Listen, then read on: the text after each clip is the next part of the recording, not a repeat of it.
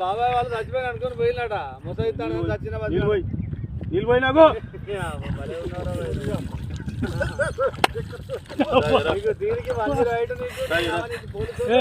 ఎందుకు పన్న వాళ్ళ